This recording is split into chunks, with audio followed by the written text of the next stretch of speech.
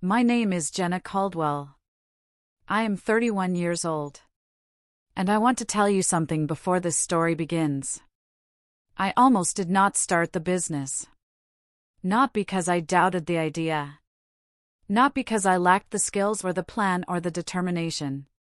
But because the people who were supposed to believe in me first, my family, made it very clear from the beginning that they did not. I started it anyway. And what happened 3 years later on a Sunday evening when my family finally understood what I had been building in that bedroom is something none of them have fully recovered from. In the best possible way. If you are new here, please subscribe right now and drop your country and local time in the comments. I read every single one. Now let me take you back to where this really started. I grew up in a mid-sized town in North Carolina in a family that believed in stability above almost everything else. My father worked for 31 years at the same manufacturing company. My mother taught elementary school for 24 years. My older brother Kevin went to a state university, got a degree in business administration, and took a position at a bank where he had worked steadily for 8 years. This was the template. Education, employment, stability. A paycheck that arrived on schedule and a career that could be explained to strangers at dinner parties in one sentence. I understood the template.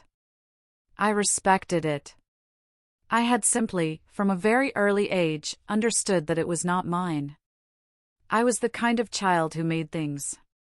Not in a crafty, hobby project way. In the specific way of someone who looks at a problem and instinctively begins designing a solution. I was constantly building small systems, ways to organize things, ways to make processes more efficient, ways to solve the small daily frictions that most people accept as permanent features of life. My parents found this charming until I was approximately 12. After that, they found it slightly unnerving. Not because the ideas were bad. Because the ideas were not pointing toward the template. I went to university because it was expected and because I was not yet ready to articulate what I wanted instead. I studied communications, which was vague enough to satisfy the requirement of having studied something without committing me to any particular path. I graduated at 22 and moved back home for a year while I figured out what I was actually going to do with my life. My parents were patient about this. My brother Kevin was less patient. He suggested, on several occasions, that I look into the banking sector. He knew people. He could make introductions. I thanked him each time and did not follow up. At 23, I took a position at a small marketing agency in Raleigh. Not because it was what I wanted, but because it paid enough to move out of my parents' house and gave me time to think. I thought for 2 years. Then I started the business. The idea had been forming for most of my life, but the specific version of it crystallized during my second year at the marketing agency. I was managing social media accounts for small businesses, local restaurants, boutique retail shops, service providers who understood they needed an online presence but had no idea how to build or maintain one. I was good at it. More importantly, I was watching these businesses struggle with something that seemed completely solvable. They did not need a full marketing agency. They did not have the budget for one, and they did not need the full scope of what an agency provided. What they needed was a specific set of services, content creation, scheduling, basic analytics, and someone to translate all of it into plain language, delivered affordably and consistently.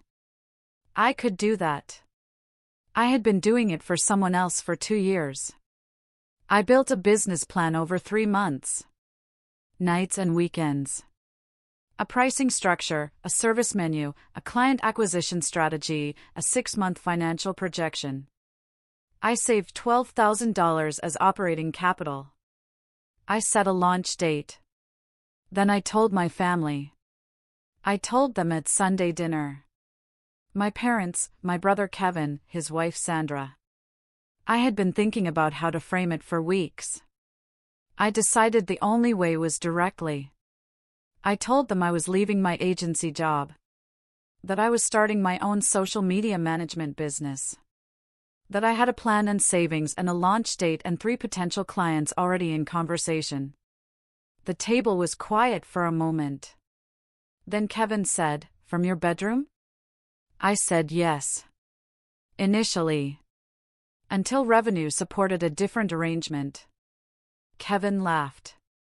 Not cruelly, I want to be fair about that. But genuinely, the helpless laughter of someone who finds something both endearing and slightly absurd. My father did not laugh. He looked concerned in the measured way of a man who had worked 31 years for the same company and for whom the idea of voluntary unemployment was genuinely frightening. He said, "Jenna, what happens if it does not work?" I said I had savings to cover 6 months of living expenses and a plan to return to agency work if necessary. He nodded slowly. Unconvinced but not obstructive. My mother said, "Is this really what you want? It seems very uncertain." "It is uncertain," I said. "I think the upside is worth the uncertainty."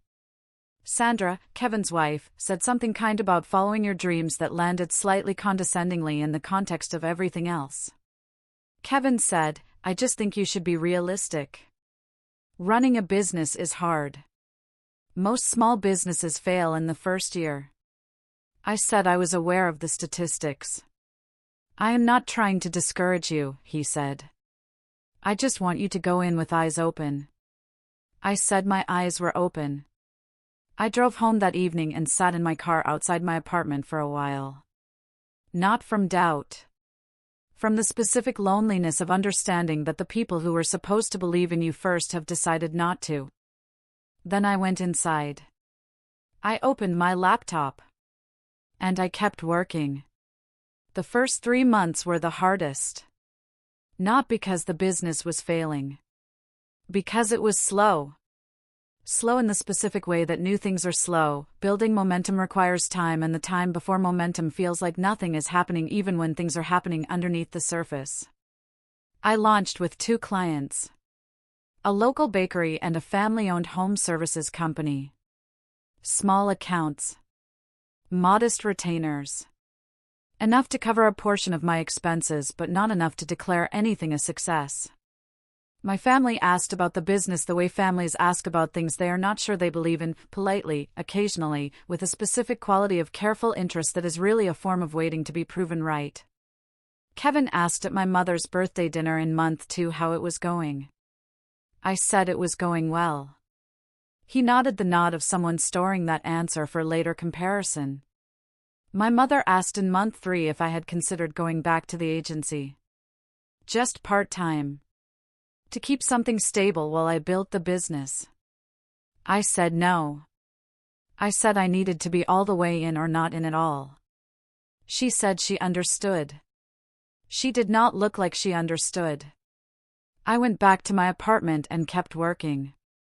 Month 4 I added 3 new clients. Month 5 I hired my first contractor, a graphic designer I found through a professional network who worked part-time on my accounts. Month 6 my revenue covered all of my operating expenses and living costs for the first time with a small amount left over. I did not tell my family any of this.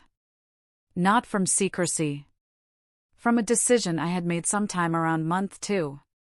I was going to let the business become what it was going to become before I brought it back to the people who had laughed at the beginning. I was not going to manage their opinion of it in real time. I was going to build it and then show them. Month 8 I brought on a second contractor. Month 10 I had 11 clients and was turning away inquiries because I had reached capacity with my current team structure. Month 11 I hired my first full-time employee. A 24-year-old named Marcus who had graduated 6 months earlier with a degree in digital marketing and reminded me, in specific ways, of myself at 22. Month 12 I moved out of my bedroom. I signed a lease on a small office space in downtown Raleigh. 1,200 square feet. A conference room, 3 workstations, a kitchen area that fit a coffee maker and a mini fridge and not much else. I stood in the empty space the first morning after signing the lease and I thought about Kevin laughing at that Sunday dinner table. I was not angry about it anymore. I had not been angry about it for a while. But I held the memory for a moment, the way you hold something that has driven you without meaning to, and then I set it down. I had work to do. The Sunday evening I told you about at the beginning happened in month 31 of the business. My mother's birthday. The same Sunday dinner format as always. My parents' house. Kevin and Sandra. My mother's sister who visited twice a year. I had not planned it to happen the way it happened. There was no speech prepared. No presentation. No moment I had choreographed in advance. What happened was this. Kevin asked about the business. The usual polite inquiry. How is it going? I said it was going well. He said, still at it from the bedroom? He said it lightly. Without cruelty. The way people reference a long-standing joke they have forgotten is no longer accurate. I said, no. I have had an office for about 20 months. He blinked. And a team of 6, I said. Full-time. Plus 3 contractors. The table was quiet. We closed out last quarter at just under $400,000 in revenue, I said. We are on track to hit 600 this year. Nobody spoke for a very long time. My father set down his fork. My mother's sister said, quietly, $600,000? In revenue, I said. Yes. Kevin was looking at the table. Sandra was looking at Kevin. My mother's eyes were wet. Not from sadness. From the specific emotion of a parent who is watching a child exceed everything they had believed possible and feeling the complicated mixture of pride and the particular shame of having expressed doubt. My father cleared his throat. He said, Jenna. I looked at him. I owe you an apology, he said. I did not believe in this the way I should have. I let my own fears speak louder than your ability. That was wrong. I looked at him for a long moment. Then I said, Dad. You did not stop me. That is what I needed from you. He nodded slowly. Something released in his face. Kevin looked up from the table. He said, I laughed. You did, I said. I am sorry, he said. Simply. Without elaboration. I know, I said. Sandra reached across and squeezed my hand. She did not say anything. She did not need to. My mother's sister asked me to tell her about the business. What it did. How it had grown. What came next. I told her. For the first time since that first Sunday dinner 3 years earlier, I talked about it in full in that house. The clients, the team, the process, the plan for the next 18 months. I talked for 40 minutes and everyone at that table listened with the complete, genuine attention of people who are hearing something they had not known was there. It was the best Sunday dinner I had ever been to. The business is in its 4th year now. 7 full-time employees. A second office in Charlotte. Revenue that has grown every quarter since month 6. Marcus, my first full-time hire, is now my operations manager. He is 28 years old and better at his job than I was at his age, and I tell him that regularly because I believe that the people who build things beside you deserve to know their worth. My father asks about the business now at every Sunday dinner. Real questions. He has learned the language of it over the past year. He knows what a retainer is, what client acquisition means, what the difference is between revenue and profit. He asks follow-up questions. He remembers what I told him last time. Kevin and I are closer than we have been since we were children. He asked me 18 months ago if I would be willing to consult on some marketing questions for a side project he was thinking about starting. I said yes immediately. Not out of vindication. Because I genuinely wanted to help him. He has not started the side project yet. But he thinks about it. And when he does, I will be there. My mother still worries about me in the way that mothers worry even when there is nothing left to worry about. But the worry has changed its shape. It used to be about whether the business would survive. Now it is about whether I am getting enough sleep. That is a different kind of worry. I will take it. I think about that bedroom sometimes. The desk in the corner. The laptop.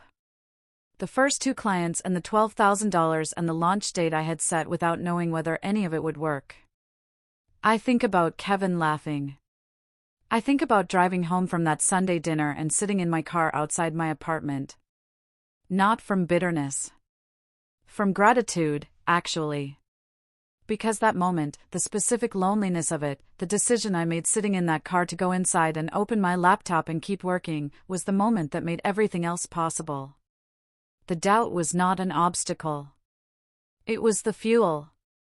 I think that is what I would tell anyone sitting in their car outside their apartment right now, having just come from a table where someone laughed at something they believed in. Go inside. Open your laptop. Keep working. The results will do the rest. Before you go, I want to ask you something. Have you ever started something that the people around you did not believe in? Have you ever sat in a room where your vision was smaller to everyone else than it was to you? Drop the word bedroom in the comments if you are building something right now that the people around you do not fully see yet. And if you are new here, subscribe. Every single day I share a new story about family, about truth, and about the people who built something anyway. I will see you in the next one. Kayla's Dark Truth.